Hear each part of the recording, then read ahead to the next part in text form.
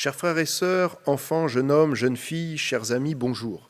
Vous êtes sur YouTube à Dédé Nantes avec le caméraman Stéphane. Nous vous remercions de vous abonner gratuitement. Ensemble, je vous invite à ouvrir la parole de Dieu. Nous allons aller dans le livre du prophète Ésaïe, au chapitre 52, à partir du verset 7.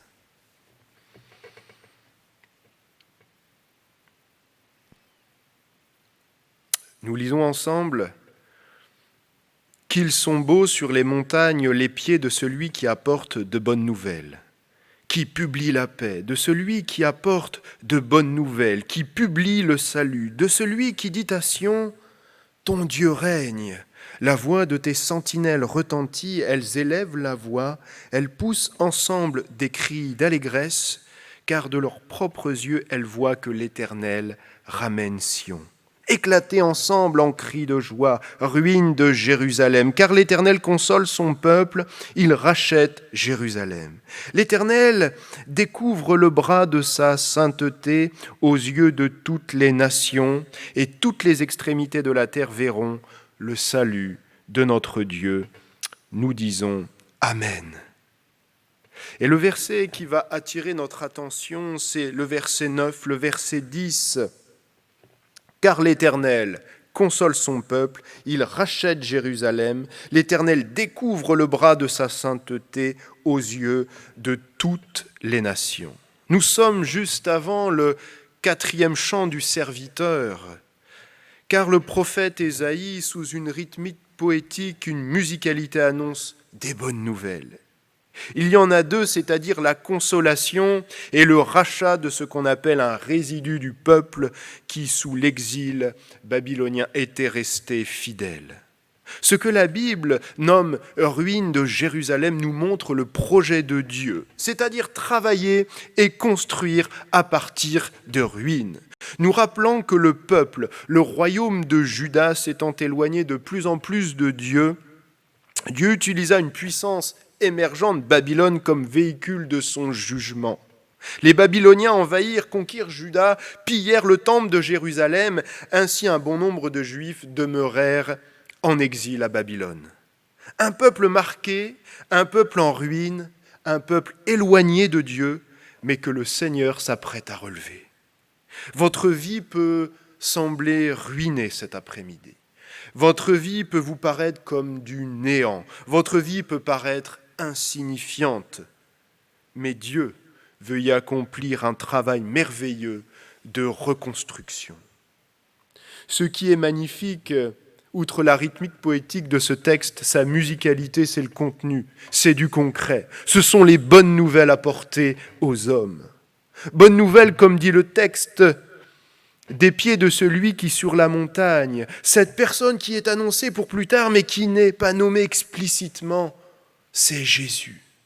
Oui, Jésus est porteur de bonnes nouvelles dans votre vie. Lui, la parole faite chair, cette bonne nouvelle, l'évangile nous est annoncé et communiqué plusieurs siècles après les paroles inspirées du prophète et sera rapporté par des hommes contemporains de Jésus ayant vécu à ses côtés, inspirés par l'Esprit de Dieu au travers des évangiles, voyant ainsi l'accomplissement de la prophétie annoncée.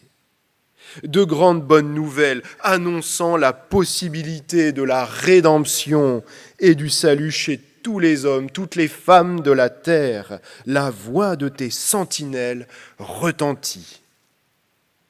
Ce verset attire également notre attention car Dieu a confié à des hommes des responsabilités, une mission, et ces hommes sont aussi porteurs de cette bonne nouvelle par le témoignage, par la prédication et de la possibilité de la rédemption et du salut en la personne de Jésus.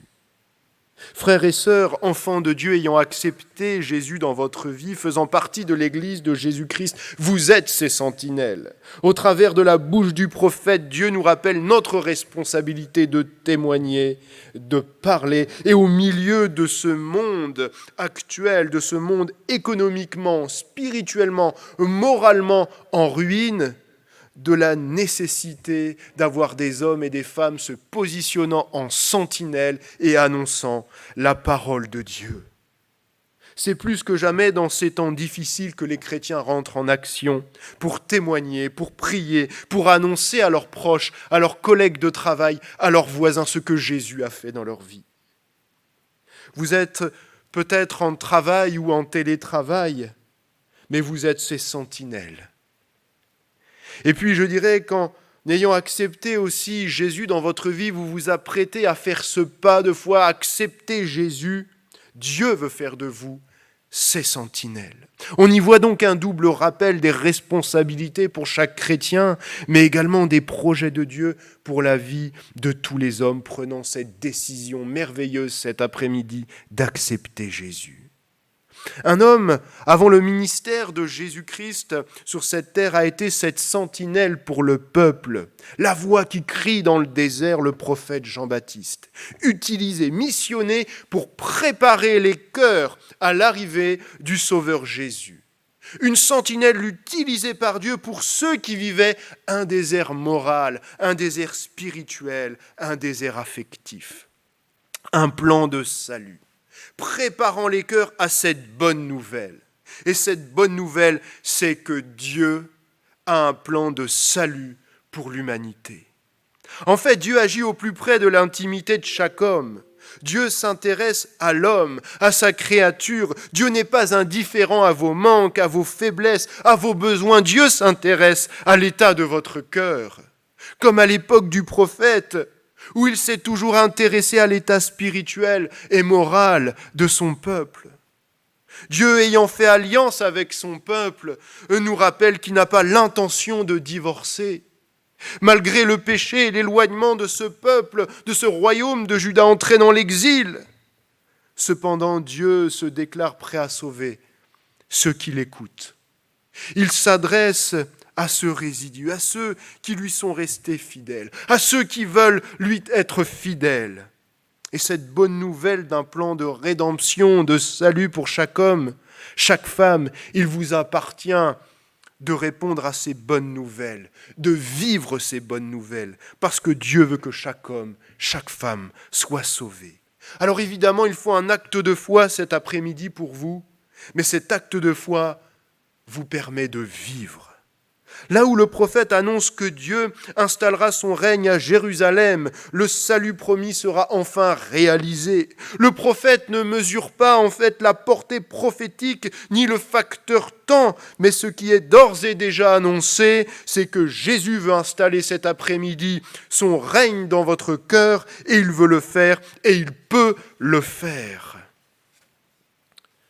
Parce que quelle que soit votre vie, Dieu a un plan de salut pour vous. Et premièrement, Dieu va prendre soin de la personne affligée. Au verset 9, nous lisons « L'Éternel console son peuple ». Oui, Dieu vient vous consoler dans votre vie. Et l'actualité du monde, ses conséquences ont rendu un monde triste, un monde pathétique, sans avenir. Et même ceux qui se disent athées, ceux qui disent qu'ils ne croient pas, parle de fin du monde.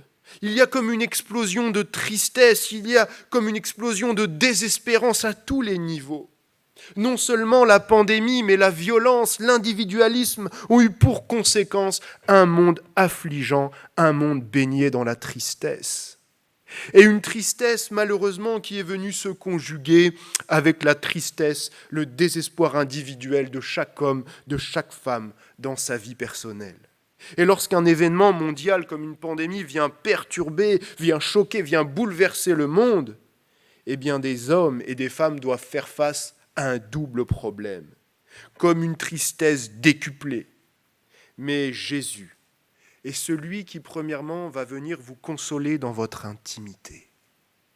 Taux de dépression, taux de suicide qui augmente malheureusement dans chaque domaine de la vie professionnelle, au travers de chaque tranche d'âge, et personne ne semble épargné, mais cet après-midi, il y a cette parole de Dieu, l'Éternel console son peuple. Nous pensons à ceux qui sont malades. Nous pensons à ceux qui sont dans le deuil, nous pensons à ceux qui vivent dans la précarité, nous pensons à ceux qui vivent des difficultés au sein de leur couple, nous pensons à ceux qui vivent un souci à la maison avec un enfant, avec un ado. le Seigneur, premièrement, vient vous consoler. Et cet après-midi, avant d'entamer quoi que ce soit, le Seigneur agit parfaitement, sans précipitation, parce qu'il sait comment s'y prendre avec les cœurs qui sont abîmés, avec les cœurs qui saignent, avec les cœurs blessés par la vie, agressés par le diable ou sous le joug du péché. Jésus vient vous rassurer, il vous réconforte. Vous n'êtes pas seul, Jésus console vos cœurs. Il ne vient pas juger. Il ne vient pas condamner ni vous faire culpabiliser, mais devant une vie qui se sent sale et qui n'est même pas à sa gloire, Jésus veut et vient vous consoler. Il vous appartient seulement de le vouloir et de vouloir vous faire consoler par le Maître. Bon nombre de personnes, d'hommes et de femmes, ont connu la divine consolation. Jésus, à une période noire de mon existence, m'a consolé de 2 deuils consécutifs. Et il n'a pas fait que me consoler, il m'a également rassuré, parlé concernant ce qui allait se passer. Il ne m'a pas laissé dans le flou. C'est sa parole qui m'a relevé. Jésus apporte une réelle consolation dans votre vie quotidienne, mais pas que. Jésus apporte une consolation éternelle. Et pour connaître cette consolation éternelle, il faut savoir abandonner les choses ici-bas qui nous tiennent. C'est le cas dans cette parabole apportée par Jésus entre le pauvre Lazare et le mauvais riche. Jésus va démontrer qu'il est celui qui apporte une consolation éternelle. Il est le Dieu de la consolation. Cette tristesse, il l'efface et peut la changer en cri de joie et en cri d'allégresse. Alléluia. Et la transformation de votre cœur va passer par la consolation de blessures vécues. Jésus va s'adresser à ses disciples par cette parabole du pauvre Lazare et de l'homme riche concernant la vérité spirituelle du royaume de Dieu. Et l'enseignement que le Seigneur a voulu nous montrer par la parabole du riche et de Lazare, de ce qui arrivera après notre vie terrestre. Cette parabole, elle présente d'un côté Lazare, celui qui a souffert dans ce monde sans avoir eu ses biens, puis de l'autre côté, celui qui aura et qui a voulu jouir pour lui tout seul des biens qu'il possédait ici-bas sans se préoccuper, sans vouloir se débarrasser de ses avantages visibles pour des avantages invisibles. Ce qui nous fortifie, outre cette notion de ce que nous devons abandonner pour accéder à la vie éternelle aux côtés de Dieu, c'est la véritable consolation éternelle auquel sont conviés tous les hommes, toutes les femmes qui abandonnent les choses du monde, les plaisirs du monde et s'attachent à Jésus. Cet homme riche, bien habillé, a choisi les plaisirs du monde, la mondanité, la vie charnelle, faite de richesses ici-bas, sans se préoccuper de son éternité. Et puis il y a Lazare, la vie d'un homme très pauvre, couvert d'ulcères, nous dit la parole, mendiant, où même les chiens venaient lécher ses ulcères. Ce pauvre homme était à la porte du riche, se faisant ignorer, ne trouvant refuge, mais Dieu, lui, ne l'a pas ignoré. Les deux moururent. L'un, le mauvais riche, nous dit la parole, était en proie alors au tourment dans le séjour des morts. Et voyant au loin, il vit Lazare dans le sein d'Abraham. Le nom seul de Lazare est donné, il signifie secours de Dieu, alors que dans la parole, nous n'avons même pas le nom du riche. Ces deux hommes illustrent la situation de ceux qui, dans ce monde, ou bien veulent jouir du présent sans penser à l'avenir, à leur éternité, ou bien abandonnent tout en vue de leur avenir éternel. Mais j'insisterai sur la consolation éternelle que va connaître cet homme Lazare, dont Dieu vient au secours, et de cette réponse faite à l'homme riche au verset 7. « Mon enfant, souviens-toi que tu as reçu tes biens pendant ta vie, et que Lazare a eu les maux pendant sa vie. Maintenant il est consolé, et toi tu souffres. La consolation du Seigneur n'est pas momentanée, mais elle est éternelle. » Alors, posez-vous la question, au milieu de ce monde qui noie sa tristesse dans les plaisirs du monde, s'ils l'emporteront avec eux. Et la parole vous invite dès maintenant à regarder d'ores et déjà au monde invisible, avec en vue une consolation éternelle.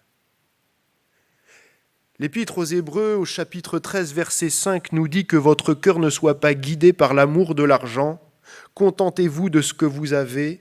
En effet, Dieu lui-même a dit « Je ne te délaisserai pas et je ne t'abandonnerai pas », que ces paroles de consolation résonnent dans votre cœur. Dieu a un plan de salut. Ce salut, il est éternel. Et la vie de l'homme, elle continue après la mort avec Dieu. Ayez cet après-midi ce cœur en paix, ce cœur serein, d'avoir fait ce bon choix en acceptant Jésus, afin de pouvoir goûter à cette consolation éternelle, quelle que soit la vie que vous ayez menée auparavant. La croix sur laquelle est mort Jésus est ce moyen d'acquérir le salut. Parce que la condamnation et le sacrifice de la croix par lequel Jésus est mort n'a pas qu'une valeur salvatrice. Dieu ne s'arrête pas en fait à la consolation, il ne s'arrête pas là. Mais c'est un sacrifice de rédemption dans le but de racheter celles et ceux qui étaient perdus à cause de leurs péchés. Oui, Dieu a un plan de salut pour l'homme. Il console l'affligé, mais il affranchit l'affligé. Verset 9, nous lisons, il rachète Jérusalem. Quand le prophète annonce cette parole de Dieu, l'affranchissement de Jérusalem, évidemment il fait référence à la capitale, Jérusalem du royaume de Juda, mais également l'endroit, le lieu névralgique, spirituellement parlant, là où le peuple, les hommes, les femmes se rendaient au temple pour adorer Dieu. Mais là, si Dieu a jugé, le jugement s'est exercé, le peuple contraint à la déportation. Il est question à présent d'un rachat, d'une réhabilitation. Et Jésus, pour chaque homme, chaque femme ayant sombré spirituellement, a un plan et rachète ces hommes et ces femmes devant Dieu. Il les rachète de leurs péchés au prix de sa vie. Si dans le miracle de la conversion, il y a la repentance, il y a la consolation, il y a également le rachat et la réhabilitation. Et la réhabilitation en Jésus est parfaite. Jésus peut vous réhabiliter. Mais on entend quoi exactement par réhabilitation ? La parole de Dieu nous dit que dans la deuxième épître aux Corinthiens, chapitre 5, verset 17, « Si quelqu'un est en Christ, il est une nouvelle créature, les choses anciennes sont passées, voici toutes choses sont devenues nouvelles. » Et Dieu nous réhabilite en Jésus. Je me souviens comment, au moment de ma conversion, j'avais tout perdu. Toute crédibilité, tout goût à la vie. Dieu m'a réhabilité petit à petit dans mon travail, dans ma vie de couple, dans ma vie familiale. Jérusalem avait un statut royal. C'était la capitale spirituelle, le lieu où l'on venait pour adorer Dieu. On aurait pu qualifier ça de place royale. Et quand Jésus nous réhabilite dans notre vie, il fait de notre cœur et il veut faire de votre cœur une place royale parce qu'il veut et il vient régner en vous. Lorsque nous acceptons ce sacrifice, nous sommes réhabilités. Nous redevenons enfants de Dieu, co-héritiers de Christ. La grâce de Dieu fait de nous de nouvelles créatures. Notre passé est alors effacé. Dieu fait de nous ses collaborateurs dans l'annonce de la bonne nouvelle, donc ses sentinelles, comme parle le prophète. Il met en nous ses dons pour nous permettre d'être efficaces dans la mission. Plusieurs personnes dans la Bible, plusieurs exemples nous viennent à l'esprit d'hommes qui ont été réhabilités par Dieu. Pierre, il va renier Jésus. Et juste après avoir renié Jésus, il croise le regard de Jésus et dans ce regard, il n'y a point de condamnation, mais de l'amour de la part du Maître. Jésus connaît la faiblesse de son disciple. La Bible nous dit que Pierre s'en alla et pleura amèrement. Il se repent de cette trahison et Jésus ne l'écarte pas. Au contraire, à la résurrection, il prononce le nom de Pierre. Ensuite, il y a cette question posée à Pierre 3 fois par Jésus, « M'aimes-tu » ? Et dans cette conversation, Jésus réhabilite Pierre dans sa relation avec lui, mais aussi auprès des disciples et dans la communauté des disciples. Imaginez encore l'apôtre Paul qui persécutait les chrétiens. Comment accepter cet homme dans l'Église primitive ? Une seule réponse. Il fallait qu'il rencontre Jésus. Jésus l'a rencontré, Jésus l'a réhabilité. Et les autres disciples ont dû se résoudre de la véritable transformation de cœur de l'apôtre Paul. Ils ne purent l'exclure. Ils avaient vu en lui la marque de Jésus. Et Paul fut un frère qu'il fallut aimer, parce qu'il était aussi une nouvelle créature. Et il y a encore beaucoup d'exemples. Zachée, le collecteur d'impôts, publicain, voleur aux yeux de la foule, chez qui Jésus veut se rendre. La question que je pose aux frères et sœurs, aux sentinelles, sommes-nous également participants devant le Seigneur auprès de nos proches, dans nos églises, à la réhabilitation de ceux que Dieu a mis sur notre route ? Il est évident que Jésus, et c'est Jésus qui réhabilite parfaitement, mais nous aujourd'hui, concrètement, participons-nous à la réhabilitation de ceux qui étaient tombés dans le péché, de ceux que nous avons vus chuter, de ceux que nous avons vus quitter l'Église et qui maintenant veulent revenir à l'Église. Les écartons-nous de notre vie ? Les écartons-nous du lien avec l'Église ? Alors que peut-être les cœurs n'osent pas, mais désirent recommencer leur marche avec le Seigneur et revenir à l'Église. Que véritablement l'Église, nos églises soient le lieu où l'être humain est accueilli et réhabilité. Nous devons être ces sentinelles et avons cette responsabilité de sentinelles vigilantes, tout en étant des sentinelles qui ne rappellent pas sans cesse le passé et le péché des autres. Dans l'Église, en tant que sentinelle, je suis appelé à accepter ce que Dieu a appelé et qu'il transforme chaque jour par sa grâce. Alléluia. Jésus vient vous consoler cet après-midi. Jésus vient vous réhabiliter. Et troisièmement, Jésus vient révéler son amour. Parce que Dieu a un plan de salut pour l'homme, il révèle son amour de manière durable. Alléluia. Nous lisons au verset 10, « L'Éternel découvre le bras de sa sainteté ». C'est-à-dire qu'il y a véritablement une notion de force, de puissance dans le bras de sa sainteté. Jésus redonne la force à son peuple. Jésus veut vous redonner la force de vivre et il va vous redonner la force de vivre. Ce texte, le bras symbolise la force, elle représente la puissance qui sauve. L'Éternel découvre. L'Éternel veut se faire connaître, se mettre à nu littéralement. Dès lors que l'on accepte Jésus dans son intimité, alors nous désirons ce face-à-face, ce cœur à cœur avec notre Seigneur. Vous savez, la relation avec Jésus n'a pas de limite. Évidemment, d'un point de vue terrestre, tout ne nous est pas révélé. Mais Jésus, chaque jour, jour après jour, désire approfondir cette relation avec vous. Comme avec un face-à-face, un cœur à cœur chaque jour que vous puissiez avoir avec votre Seigneur. Quoi de mieux ? Parce que Dieu l'a permis, comme il avait permis l'exil. Quoi de mieux qu'un confinement pour approfondir sa relation personnelle avec le Seigneur, de rentrer véritablement dans l'intimité avec le Maître. Jésus va révéler sa puissance et Jésus veut révéler sa puissance dans votre vie, au travers d'une restauration complète de ce que Jésus est capable de faire au travers de vous. Parce que le Fils de Dieu présente cet attribut divin qu'il est omnipotent, qu'il est tout-puissant, et que cette puissance, il veut la révéler dans votre vie, et qu'il veut vous utiliser également comme une sentinelle puissante.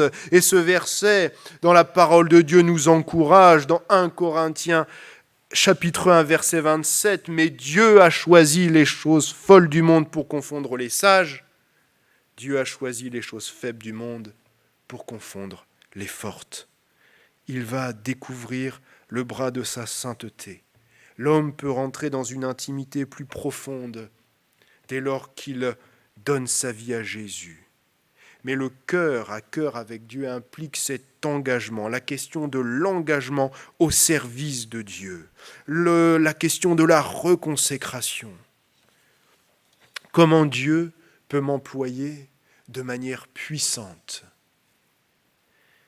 Il est pour cela indispensable de maintenir et d'être dans une relation intime et profonde avec Jésus.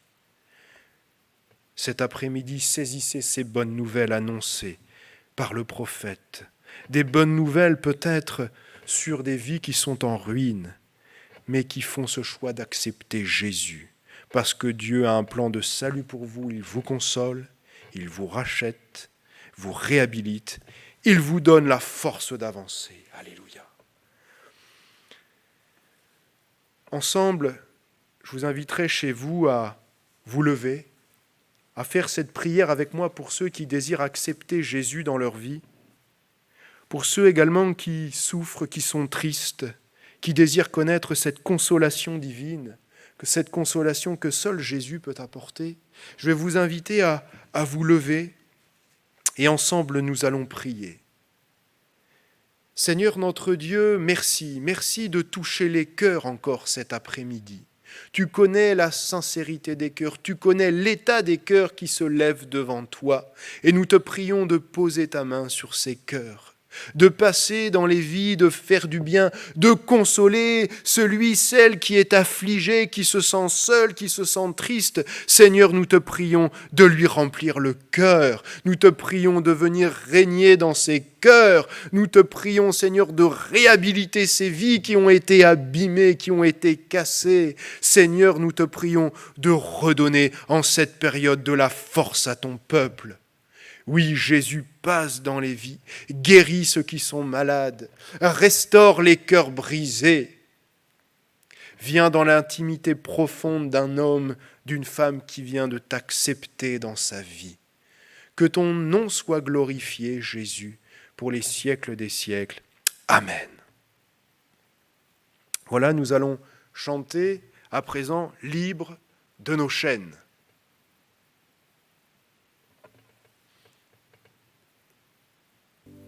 Libre de nos chaînes, nous marchons vers toi. Ta main souveraine affermit nos pas.